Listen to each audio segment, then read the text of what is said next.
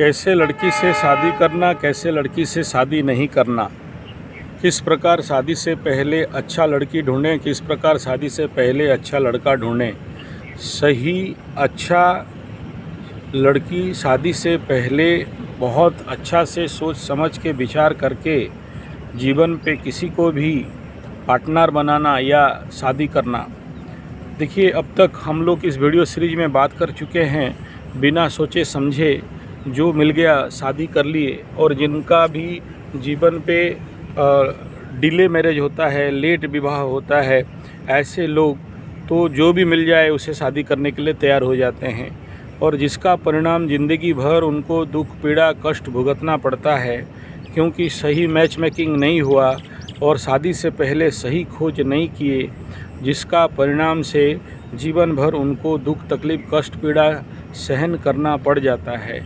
आप ये बात बार बार मैं कहता हूँ कि एक मोबाइल ख़रीदते हो 20-25 हज़ार का, उसके लिए 15 दिन 20 दिन तक रिसर्च करते हो, ढूंढते हो ये साइड वो साइड में जाके, लेकिन एक लड़की जो ज़िंदगी भर आपके साथ रहेगी उसके बारे में कितना पता लगाते हो, उसके बारे में कितना फीचर्स को जानते हो, उसका कितना कितना क्या क्या रैम है रोम है, उसके बारे में क्या पता लगाते हो। जब नहीं लगाते हो और शादी कर देते हो और उसके बाद आके देखते हो कि अरे यार ये तो सिस्टम मेरे लिए नहीं है, मेरा काम का नहीं है, और उस समय ना छोड़ सकते हो ना रख सकते हो, और अगर डिवोर्स क्लेम करते हो तो कोर्ट कचहरी माली मकदमा, ज़िंदगी भर पीड़ित होके आप अपना जीवन को नर्क बना देते हो। तो ये वीडियो का सीरीज इसलिए बना रहा हूँ कि भाई पहले तो लड़का लड़की को एक दूसरे को जानो पहचानो। तो उस तहत आज का इस वीडियो का जो टॉपिक है कि हम कैसे लड़की को शादी से पहले क्या क्या सामान्य चीज़ देखें और समझें, और उसके बाद जाके निर्णय लें शादी करना नहीं करना, कैसे करना।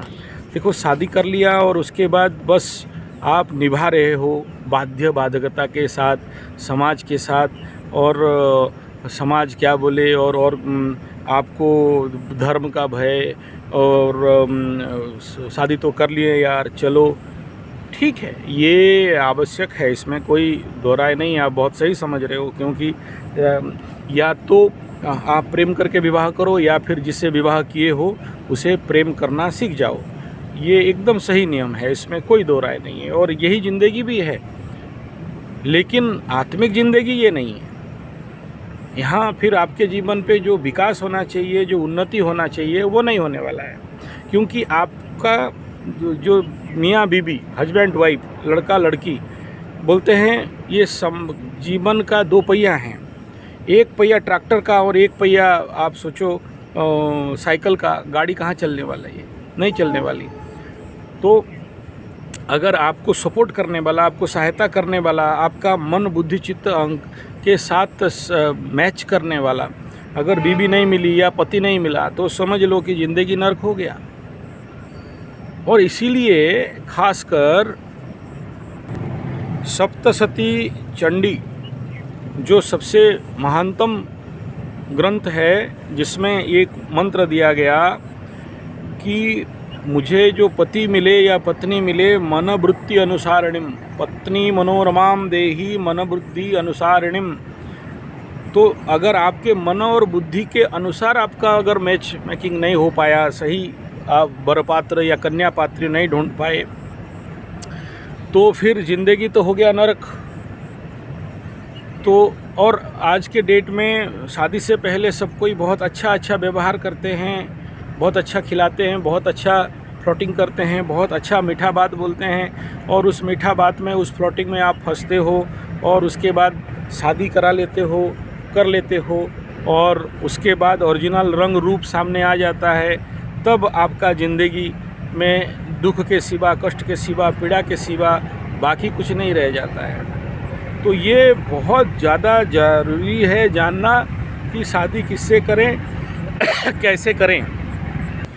आपके जीवन में आप देखे होंगे, बहुत शादी से पहले मीठा मीठा बात बोलते हैं, विवाह होने के बाद ओरिजिनल रंग रूप में आ जाते हैं, और उसके बाद फिर जीवन को नरक बनना पड़ता है।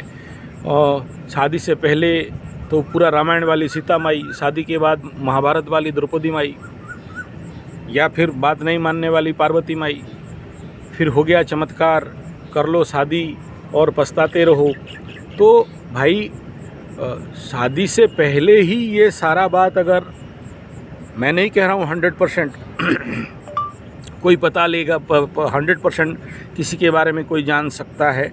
हाँ, ऐसे विधाएं हैं, जान सकता है, ऐसा बात नहीं है, लेकिन उसके लिए आपको एफर्ट करना पड़ेगा, खर्चा करना पड़ेगा, जाना पड़ेगा, जानना पड़ेगा, अध्ययन करना पड़ेगा, हर बिंदु पे ध्यान देना पड़ेगा।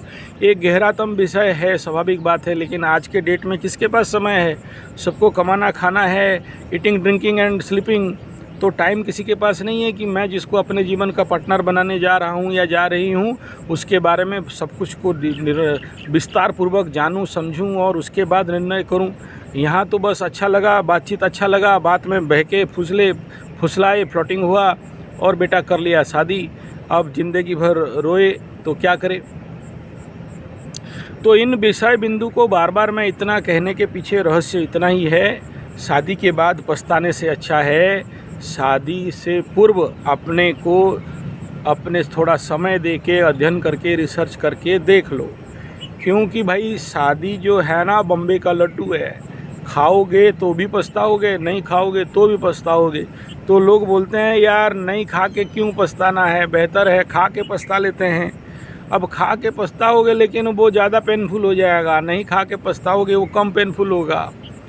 तो ये आपके हाथ में है। यानी आप अगर इस छोटे छोटे जो बिंदु मैं यहाँ बता रहा हूँ उन बिंदुओं को समझ लें तो एक्चुअली आपके लिए कौन सा लड़की, किस प्रकार का लड़की सूटेबल है और उस लड़की के लिए आप सूटेबल हो या नहीं, आप उसके साथ अच्छा दोस्ती, अच्छा मित्रता, अच्छा फ्रेंडशिप, अच्छा कनेक्शन आपके साथ होगा या नहीं, ये जानकारी आपको अगर हो जाए या ये समझ जाओ या आपको अनुभव हो जाए तो फिर ज़िंदगी में कष्ट, पीड़ा, दुख नहीं आएगा और अपने वैवाहिक जीवन को उन्नत करने का एक मार्ग ढूंढ के आगे बढ़ सकते हो।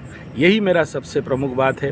क्योंकि हम एस्ट्रोलॉजर के पास ऐसे बहुत सारे आ जाते हैं बिना मतलब के, ठीक नहीं हुआ, शादी गलत हो गया, वो ज्योतिषी गलत बता दिया और ऐसा हो गया तैसा हो गया। अरे खाक हो गया, तुम अपने को पहले ठीक करो, अपना समझ को बढ़ाओ। अगर गलत हो गया तो यही तुम्हारा किस्मत, यही तुम्हारा कुंडली में लिखा था, क्या करोगे? अब सोचो, जिसके कुंडली के लग्न में राहु बैठा है, सप्तम में केतु बैठा है या सप्तम में राहु लग्न में केतु, ऐसे आदमियों का ज़िंदगी तो हिला हुआ रहता ही है, इसमें कहने का कोई विषय नहीं है। फिर आप बोलोगे मेरा बीबी का दोष, फिर बोलोगे मेरा पति का दोष, दूसरे को उंगली दिखा दिखा के खुद के तरफ 4 उंगली है वो दिखाई देगा नहीं, फिर रोते रहोगे ज़िंदगी भर। तो उस कंडीशन में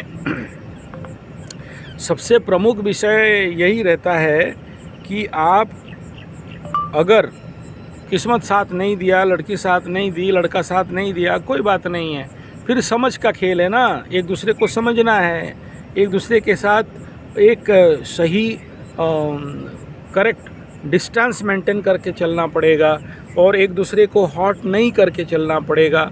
जब आप बात करते हो तो उस समय ये तो समझ लो कि कहीं मेरा बात में प्रेम है या टंच है, मेरे बात में कमेंट है, किसी को दुख पहुंचाने वाली वाणी है, मेरे बात जो मैं मुंह से निकाल रहा हूँ ये वाणी किसी को या मेरा पति को या मेरा पत्नी को कहीं कष्ट तो नहीं दे रहा है। तो उसी हिसाब में जब कम वाणी बोलने लग जाओगे, सोच समझ के बोलने लग जाओगे, बिफोर टेलिंग थ्राइस थिंकिंग करने लग जाओगे, तो स्वाभाविक बात है आपका पारिवारिक जीवन बच जाएगा।